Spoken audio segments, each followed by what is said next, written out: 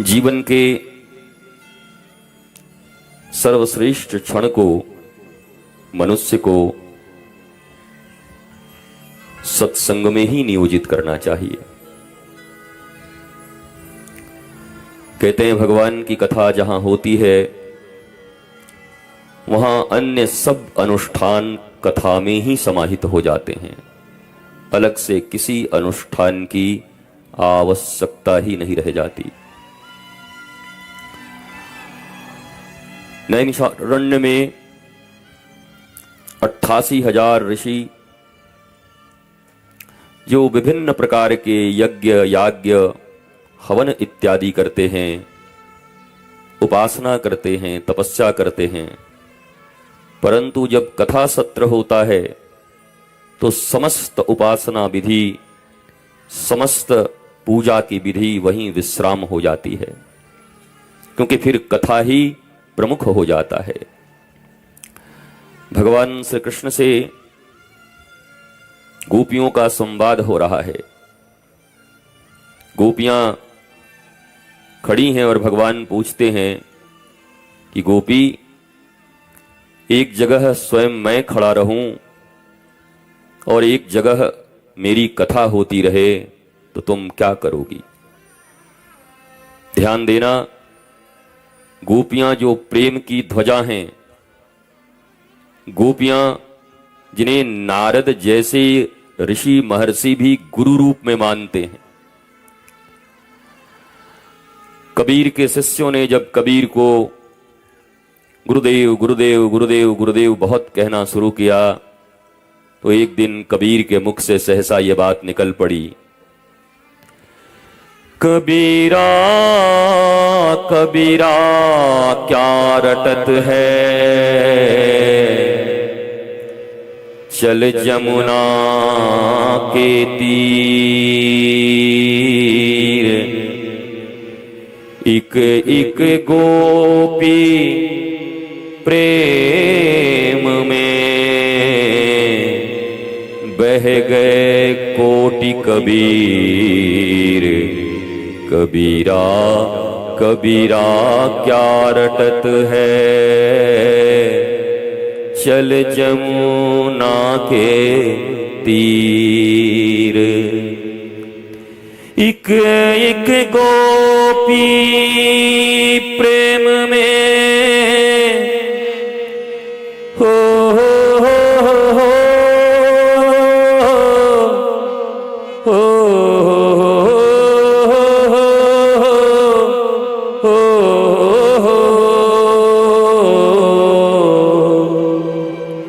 इक इक गोपी प्रेम में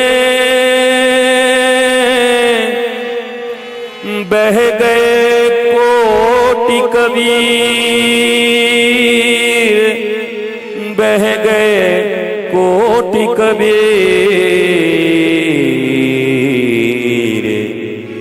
गोपी प्रेम की ध्वजा कबीर, गोपी प्रेम की ध्वजा कबीर। उधो मन न भय 10-20 रे, एक हूं तो गयो श्याम संग, अब को अवराधे ईस रे, उधो उधो उधो उधो रे, उधो उधो उधो, मन ना भय 10-20 रे, एक हूं तो गयो श्याम संग, अब को अवराधे ईस रे, उधो उधो उधो। श्याम तन श्याम मन श्याम है हमारो धन, आठो याम उधो हमें श्याम ही सुकाम है। अरे उद्धव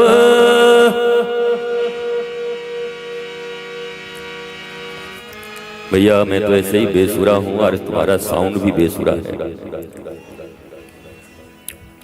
तो कहते हैं ये कबीर कबीर क्या रट रहे हो, चलो यमुना के तीर पर एक एक गोपी प्रेम में बह गए कोटि करोड़ों करोड़ों कबीर। गोपियों की प्रेम की ये अवस्था है।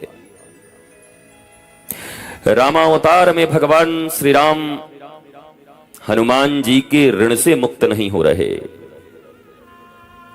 भरत भाई कपीते उऋण हम नाही।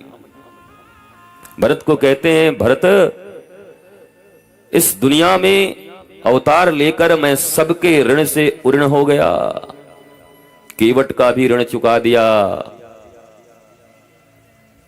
रावण हमारा आचार्य था। सेतुबंध रामेश्वरम में भगवान रामेश्वर की जब स्थापना हो रही थी तो आचार्य कोई और नहीं रावण ही आया था। का उस रावण को भी अपने आचार्य ने मुझसे जो दक्षिणा मांगी थी मैंने उनका भी ऋण चुका दिया। पर हे भरत, मैं परब्रह्म परमेश्वर होने के बाद भी हनुमान जी के ऋण से मुक्त नहीं हो पाया। भरत भाई, इन कपि के ऋण से हम पूरे सूर्यवंशी कभी भी, रघुवंशी कभी भी उऋण नहीं हो सकते। ईश्वर का बंधन एक ही जगह है। न धन से, न तुम्हारे मान से, और बड़ी बड़ी तपस्याओं से भी वो तुम्हारे बस में नहीं आने वाला है। कितनी तपस्या करोगे? तपस्या तो हिरण्यकश्यपु ने की थी कि शरीर में दीमक लग गया था, फिर भी मौत मिला उसको। रावण कितना बड़ा तपस्वी था। ये जितने भी तुम जिनको असुर कहते हो ना, जिनको राक्षस कहते हो, तुम्हें जानकर आश्चर्य होगा कि हम तुमसे 1 करोड़ गुना ज्यादा बड़े सब तपस्वी थे। हम तो आज एक एकादशी और एक सोमवार का व्रत करते हैं तो भी भरत कर लेते हैं। व्रत नहीं, भरत हो गया। मतलब केला भी 2 दर्जन खाए लिए, 2 लीटर दूध भी पी लिया, रबड़ी भी ढकार गए, उसके बाद भी नाम है व्रत हैं अभी हम। और जिस दिन व्रत हो जाए माताओं का तो पति का तो फिर मत पूछो। आ गए हम व्रती हैं, आपको समझ में नहीं आता। और पति देख रहा है कि केला खाई जा रही है, सुबह से रबड़ी खाई जा रही है, वो भी मनाता है कि इसका व्रत न हो बाकी सब हो। ये व्रत हो तो 7वें आसमान पे रहती है। व्रत का अर्थ होता है संकल्प। भारतीयों ने संस्कृत छोड़ दिया और मनमौजी अर्थ निकालने लगे। ये सब सीरियल के विद्वान लोग बैठकर जो तथाकथित इन टीवियों पर और सैटेलाइट के माध्यम से ओटीटी पे आने वाले ये अश्लील सीरियल, अश्लील इसलिए कह रहा हूं कि भारत के पास तुम्हारे सोने चांदी और हीरे तो पहले ही लूट के ले गए, सब कोहिनूर तक ले गए। तुम्हारे मंदिरों को ठोक दिया। तुम्हारे 85,000 से ज्यादा ग्रंथ, धर्म ग्रंथ नालंदा और तक्षशिला में धू धू करके बख्तियार खिलजी ने जला दिए।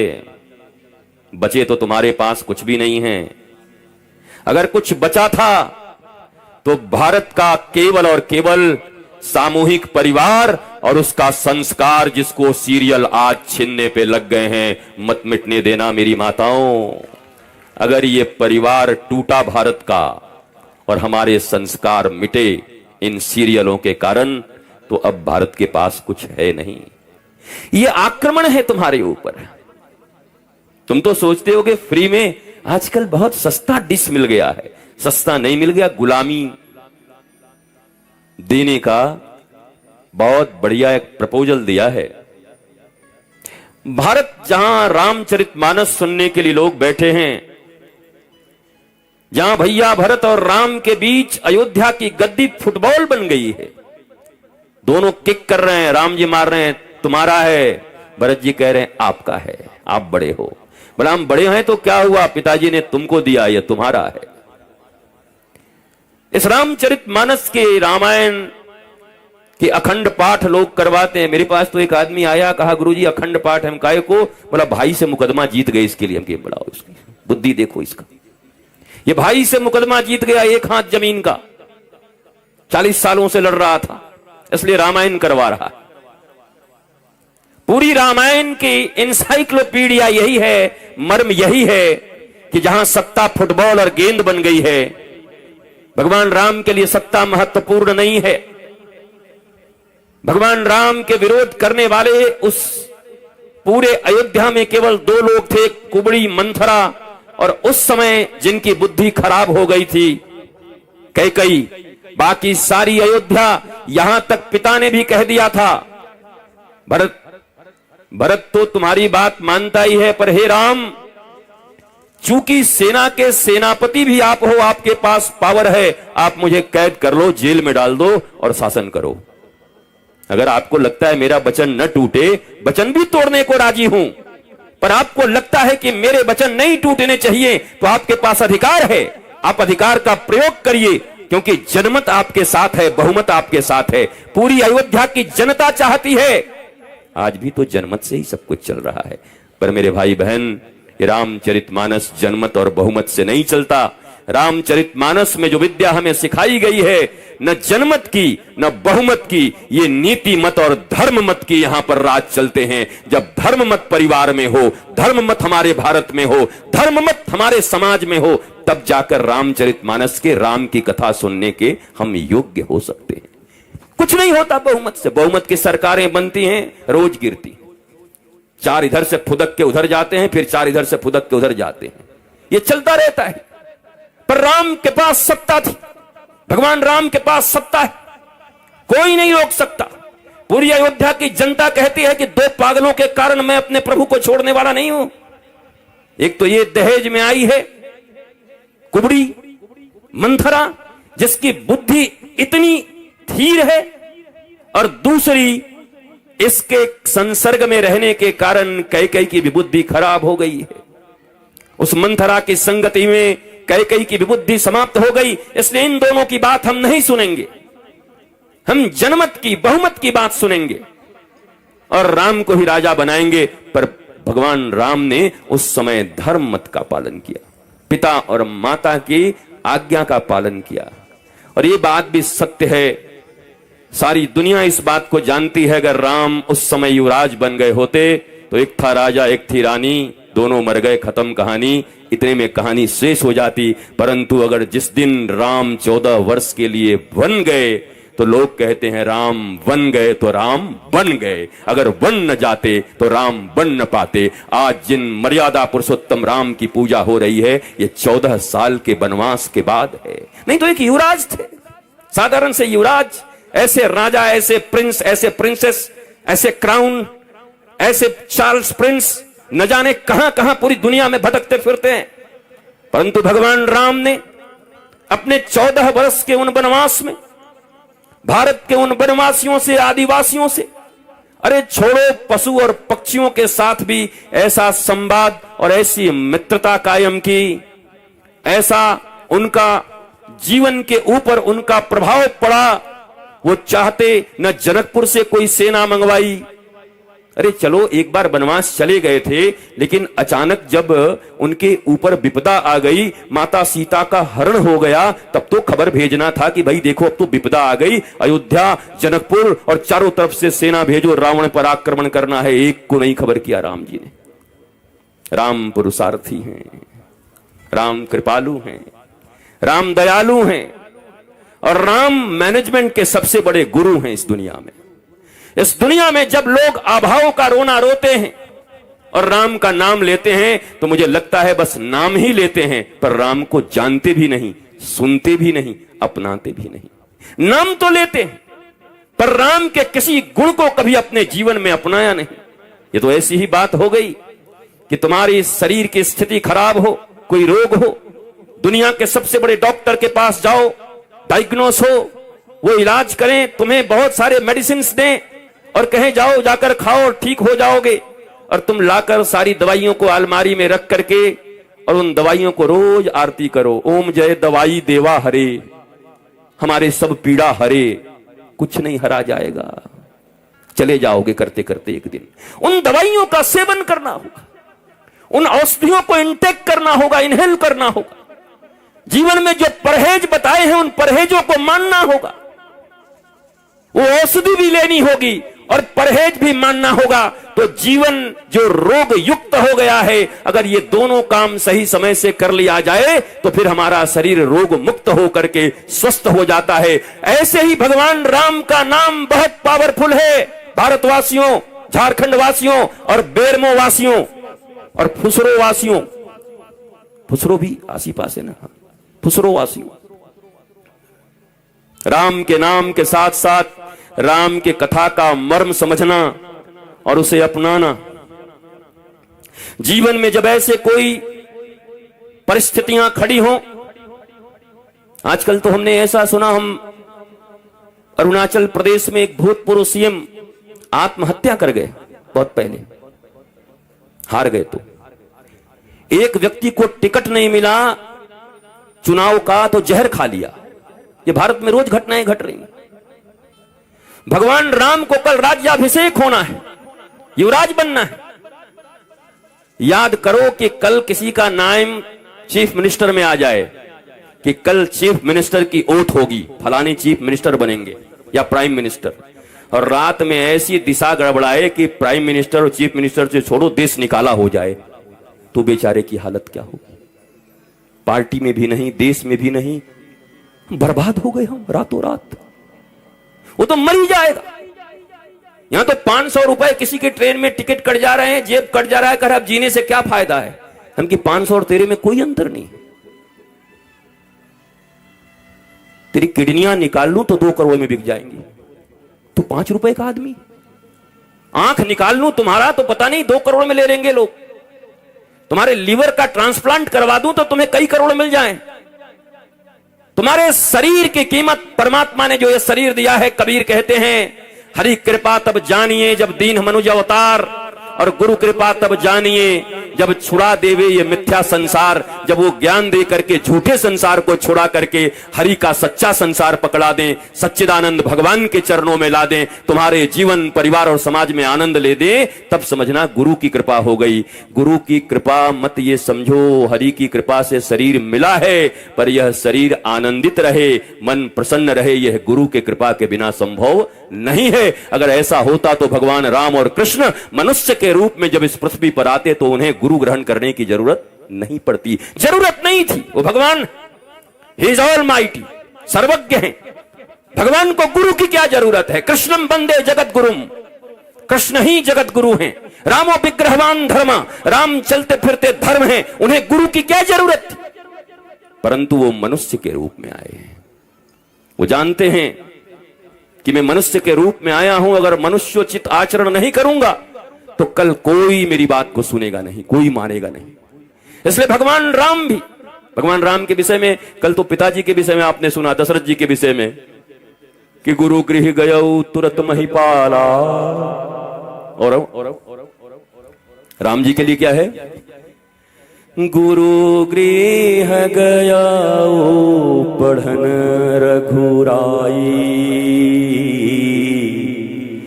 अल्प काल विद्या सब पाई। अरे बिठा दो भैया, बाद में प्रणाम करवा लेना महाराज, पहले कथा सुनवा दो बहू को, प्रणाम तो बाद में भी हो जाएगा। हाँ, बैठ लो, कथा में बस चुपचाप सुनते हैं, कोई प्रणाम नहीं, परिणाम ठीक नहीं हो जाएगा। बैठ जाओ, बैठो शांति से एक जगह पर।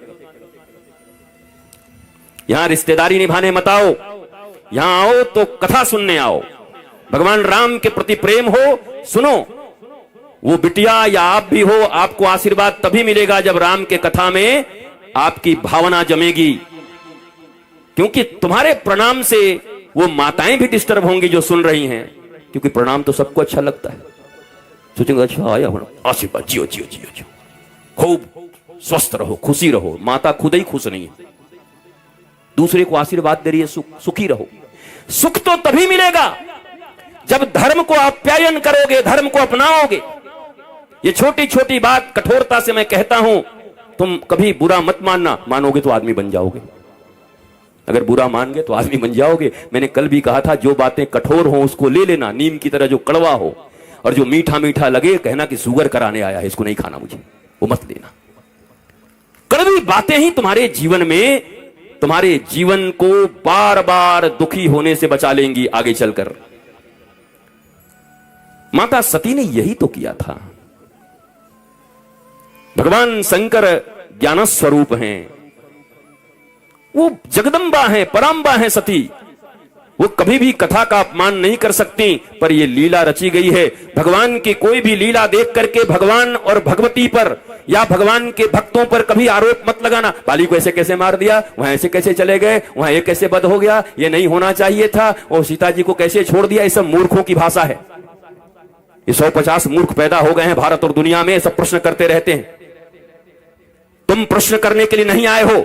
भगवान राम के चरित्र से जो बातें तुम अपना करके अपने जीवन में शांति, प्रेम और आनंद को उपलब्ध कर सकते हो, भगवान राम से जो शौर्य सीख सकते हो, जो वीरता सीख सकते हो, जो धैर्य सीख सकते हो, सत्ता के प्रति निर्ममता सीख सकते हो, कोई मोह नहीं है उनके जीवन में, ये सीखने के लिए राम कथा सुनने आते हो। राम की मीमांसा करने, और राम जी कोई कटघरे में खड़े नहीं है, तुम जज नहीं हो जो उनका फैसला करने तुम आते हो।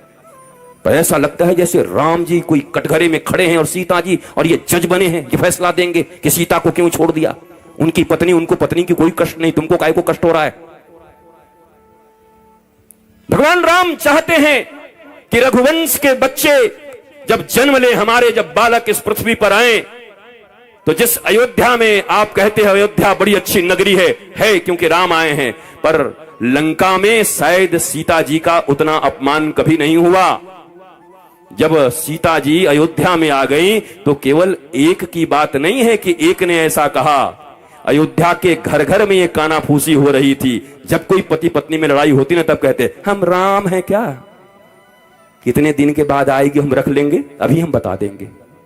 भगवान ने देखा कि राजा से जनता प्रसन्न नहीं है। राजा के ऊपर कई आक्षेप उठाए जाते हैं, ये महारानी है सीता, जनता प्रसन्न नहीं है। भगवान राम तो ऐसे प्रेमी हैं कि आज तक ऐसा कोई प्रेमी बना नहीं। जिन ताजमहल को तुम प्रेम का निशानी मानते हो, और कहीं से खड़े होकर के 32 रुपए में एक ताजमहल ऐसे खड़ेर करके आई लव यू आंखें दे दिए, ताजमहल, वो ताजमहल जिसको बनाने वाले मजदूरों के हाथ काट दिए गए, जिन्होंने बनाए उनके हाथ काट दिए उसने।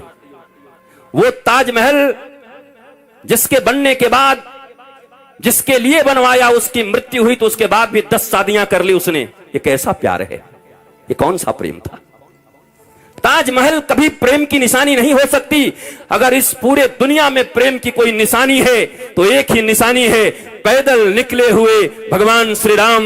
न कोई सेना है, न कोई साथ है, बानर और भालुओं का साथ लेकर के। अरे छोटी मोटी नदी पर पुल बनाने में भी झारखंड की सरकारों को 10 साल लग जाते हैं, लेकिन समुद्र के ऊपर पुल बांध दिया भगवान राम ने बानर और भालुओं के साथ अपनी पत्नी के प्रेम में। अगर कभी प्रेम की कोई निशानी हो सकती है तो राम सेतु हो सकती है। राम सेतु देना, प्रेम अगर कभी हो तो छोटा सा राम सेतु लेना, बोला ये लो, कभी संकट में फंस जाओगी तो समुद्र में पुल बना के भी आ जाऊंगा, भगवान राम का यह सेतु लो, ये याद करवाना। ये ताजमहल कब से प्रेम की निशानी हो गई। ये गुलामों की भाषा भारत में सीख ली है। ये रोमिला थापर के इतिहास, ये लिखे हुए इन लोगों के इतिहास, जिन लोगों ने ऐसे इतिहास लिखे हैं कि तुम्हारे वीरों, तुम्हारे सपूतों, तुम्हारे धार्मिक लोगों का कहीं कोई आख्यान नहीं है। आख्यान पता नहीं 1526 में कौन आया, उसका बेटा कौन था, उसका बेटा कौन था, उसका बेटा कौन था। भाड़ में जाओ, उसका बेटा कौन था, हमें क्या मतलब किसका बेटा कौन था।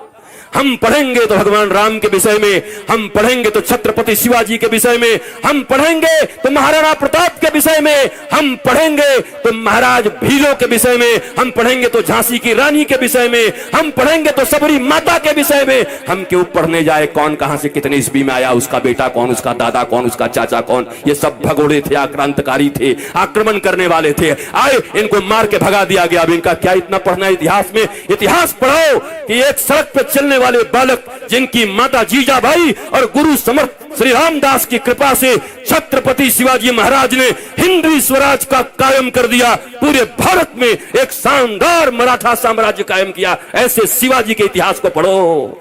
जिन घास की रोटी को खा करके, घास की रोटी दो लोगों ने खाई, एक रघुकुल, जिन राम की कथा तुम सुनने आए हो, वो रघु घास की रोटी खाते थे, अस्तबल में बैठ करके घास खा रहे थे। जब उनके पास विप्र का बालक आया था दक्षिणा लेने के लिए, उसके बाद भी उन्होंने इतनी दक्षिणा दी, वो आश्चर्यचकित हो गया। आप खुद घास खाते हो अस्तबल में। रघु रघु रघु रघु। भगवान के इस कुल में आने के बाद भी आज तक कोई राम वंश नहीं कहता, कोई दशरथ वंश नहीं कहता, कोई दिलीप वंश नहीं कहता, कोई अज कुल नहीं कहता, रघुकुल कहता है। जहां स्वयं भगवान आए हो वहां भी राम कुल नहीं कहा जा रहा। जरा सोचो, भगवान उस कुल में आए हैं। अरे भगवान के चरित्र का क्या वर्णन करें। अगर भगवान के पूर्वजों के चरित्र का वर्णन हो तो शायद भारतवर्ष में हजारों वर्ष में राम जी के पूर्वजों के चरित्र का वर्णन भी संभव नहीं है। राम तो स्वयं भगवान है, उनके चरित्र का वर्णन क्या कर सकते। दिलीप का करोगे, भगीरथ का कर पाओगे? ये कैसे कैसे राजा शिवी कौन से लोग हैं? हरिश्चंद्र एक साधारण, हरिश्चंद्र के जीवन में क्या है देखो। हरिश्चंद्र जी कौन है? एक साधारण राजा है, कौन नाम लेता। अगर उनके जीवन में उनके गुरु ने उनसे दक्षिणा न मांगी होती, जिस समय मांगा था उस समय, तो अगर आज ऐसी कोई दक्षिणा मांग ले तो लोग कहेंगे गुरु है कि कसाई है। और अभी सब कह रहे हैं सत्यवादी हरिश्चंद्र, इतिहास बड़ी गाते हो, पर वर्तमान में करने में आए तो पीछे हट जाते हो।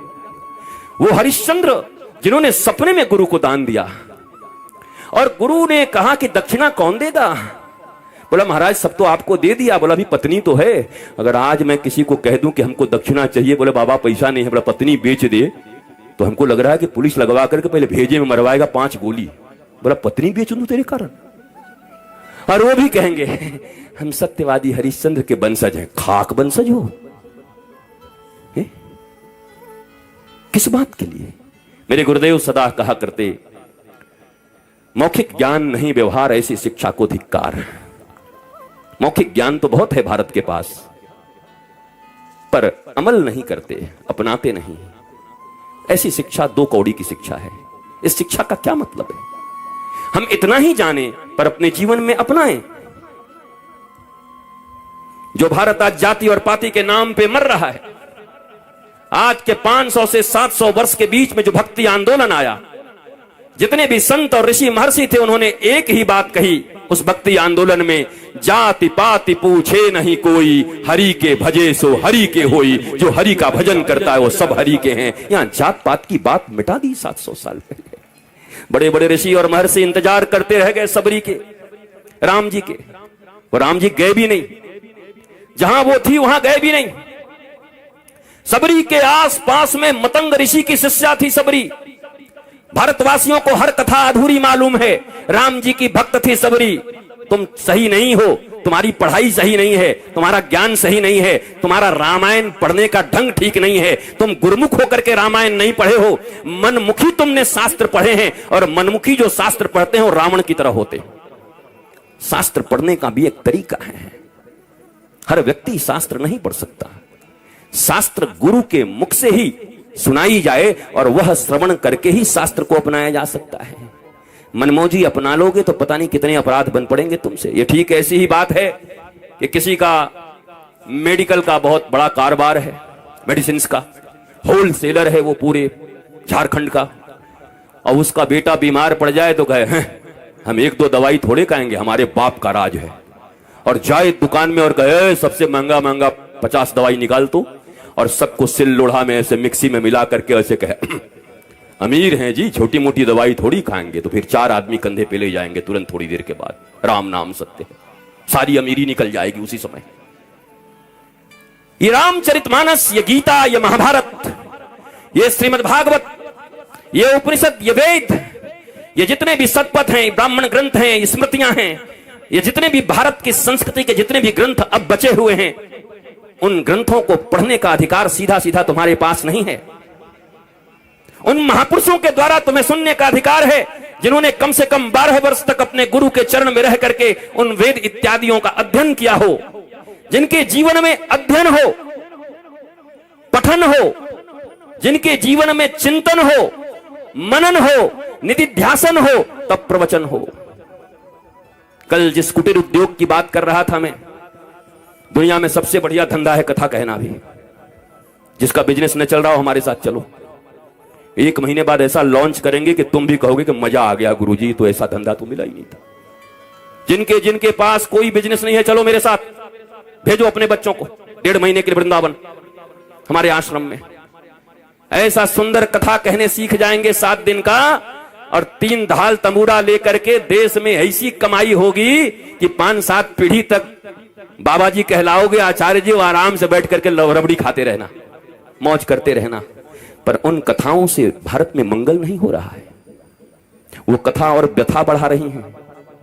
वो कथा जो तुम्हारे जीवन की व्यथा को और समाज की व्यथा को हर ले, वो कथा जो तुम्हारे भारत की गुलामी की व्यथा जो अभी भी तुम्हारे ऊपर हावी है उसे हर ले।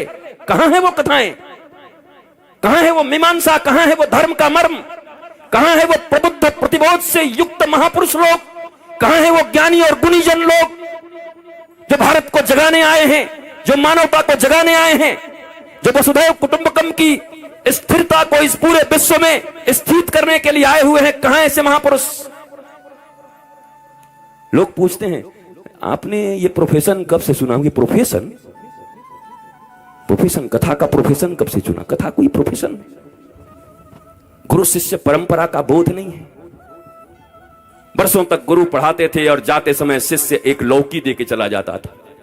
12 वर्ष तक पढ़ते थे और इतने बड़ी एक लौकी दे करके गुरुजी को, गुरुजी बड़े प्रसन्न, जाओ जाओ जाओ आनंदित रहो। 12 वर्ष की ये फीस होती थी गुरु के पास।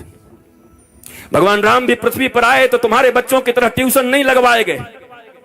तुम्हारे पास तो 2 पैसे हो जाएं तो टीचर को घर पे बुलवा करके नौकरों की तरह व्यवहार करते हो। हालांकि वो टीचर कभी गुरु नहीं हो सकते। गुरु और टीचर में बड़ा अंतर है। ध्यान से सुनो भारतवासियों, द्रोणाचार्य टीचर थे इसलिए मारे गए, गुरु नहीं थे।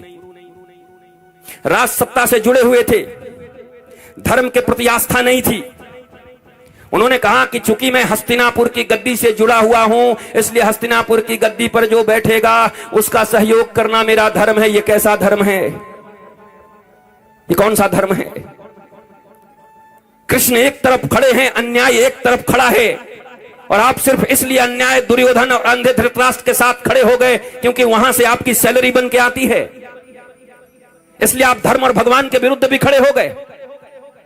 उसके बाद भी कहते हैं हम गुरु हैं। ये कैसी गुरुता है? इसलिए द्रोणाचार्य को भगवान ने कहा युधिष्ठिर को कि जाके झूठ बोल और मरवा उसको। युधिष्ठिर ने कहा और कोई नहीं मिला था, हम सत्यवादी, हम ही झूठ बोले, दूसरे से बुलवाओ महाराज। बोला नहीं, हम ऐसे ऐसे से बुलवाते।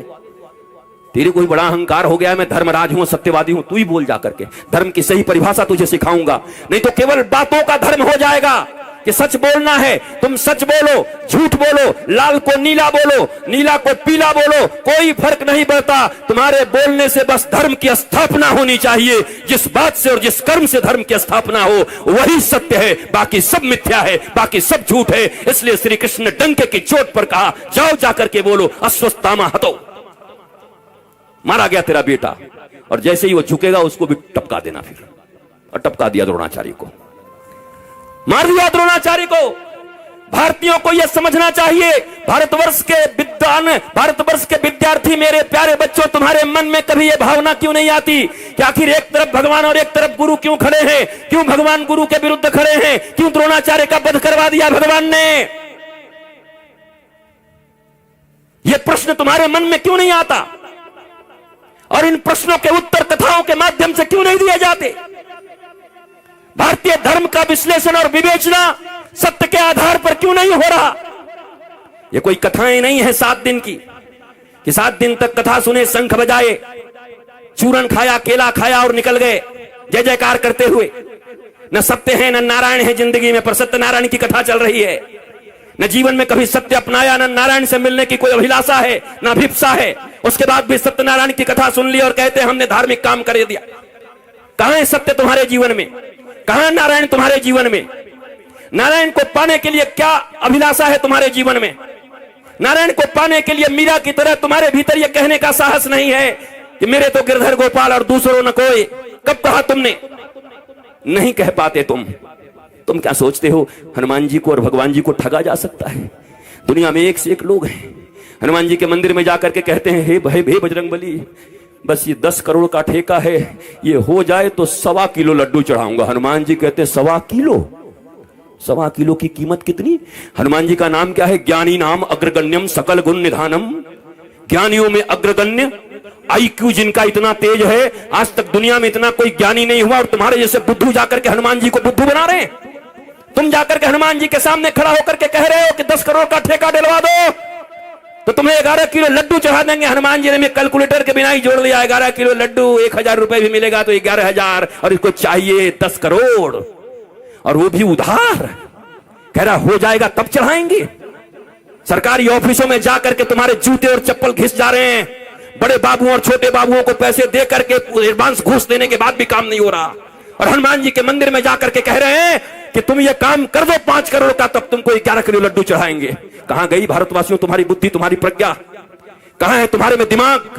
कहां है तुम्हारे बुद्धि? कहां है तुम्हारे विवेक? कहां है तुम्हारी विपश्यना? कौन से ज्ञानी हो तुम? कहां से ज्ञान हरण किया है तुमने? कौन गुरु ने पढ़ाया है तुमको? यह प्रश्न है तुम्हारे ऊपर। हो सकता है तुम एकेडमिक क्वालिफिकेशन में बड़े ऊंचे हो, IAS हो, IPS हो सकता है तुम डॉक्टर हो, इंजीनियर हो। ये इससे तुम्हारे झारखंड है और बिहार में बक्सर में एक DM थे, उन DM का नाम था पांडे जी।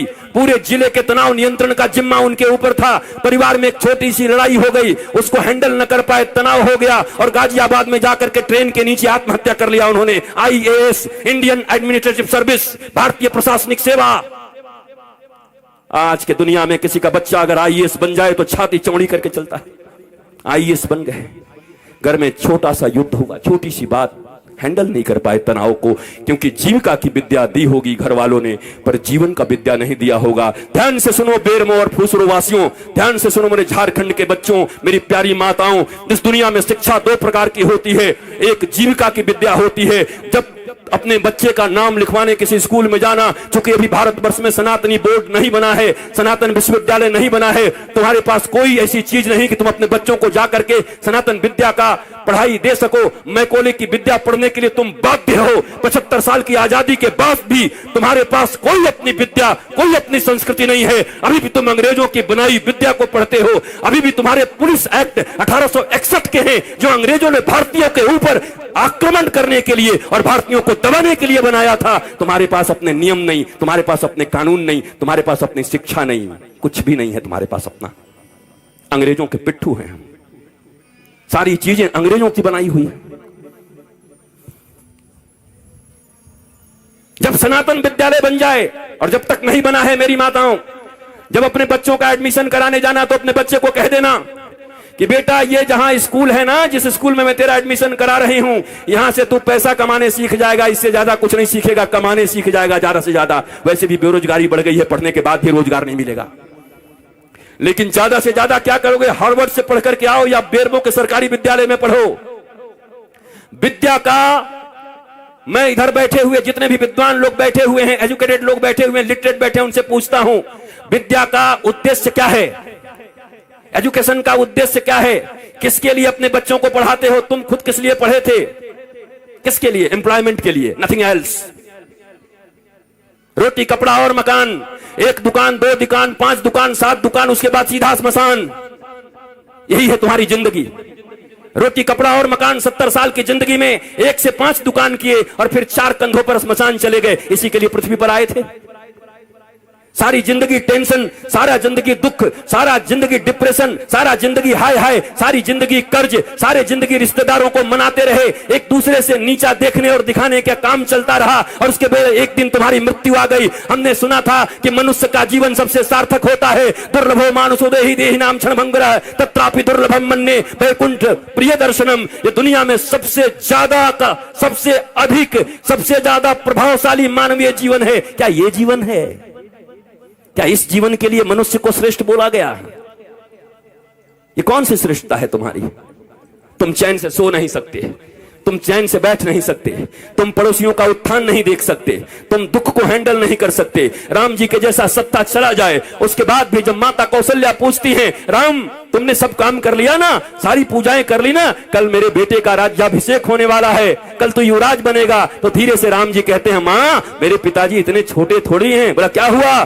मेरे पिताजी ने निर्णय किया है कि छोटे से राज्य अयोध्या का मुझे युवराज नहीं बनाएंगे। पिता दीन मोहि कानन राजू, उन्होंने मुझे बन का राजा बना दिया है, मुझे बन का विराट राजा बना दिया है। ये राम है। रातों रात सत्ता छिन गई, पर अपने पिता को कह रहे हैं, मेरे पिता ने मुझे बन का राजा बना दिया। मां अयोध्या छोटी है, मैं बड़ा हूं ना। तो कहा तू इतना छोटा राज्य संभालेगा, तू बन का राज संभाल। जा, लाखों ऋषि महर्षि तेरा इंतजार कर रहे हैं, कई सबरी तुम्हारे लिए बैठी हैं, कई सुतीक्षण बैठे हैं, कई सरभंग बैठे हैं, कई जटायु तुम्हारे लिए बैठे हैं, कहीं सुग्रीव बैठा है बाली से लात खाए, जाओ सबका उद्धार करो। और इसलिए राम को वनवास दे दिया। पर तुम्हारे जीवन में ऐसी स्थिति आ जाए तो तुम्हारे बच्चे आत्महत्या कर लेते, नंबर कम आ जाए। अगर पिताजी ने कह दिया, माता जी ने, अगर तेरा 80% से कम आया, शर्मा जी के बेटा से अगर तेरा नंबर कम आया तो मैं जहर खा लूंगी। बच्चा देखता है नंबर तो आया 60%, घर आते आते सोचता है आखिर माता पिता ने कहा है हम जहर खा जाएंगे, वो क्यों मरेंगे, हम ही खा जाते हैं। इतना प्रेशर क्यों पढ़ने का? क्या पढ़ा रहे हो? मशीन बना रहे हो बच्चों को? गधों की तरह बोझ टांग दिया है यहां पर, क्या करोगे?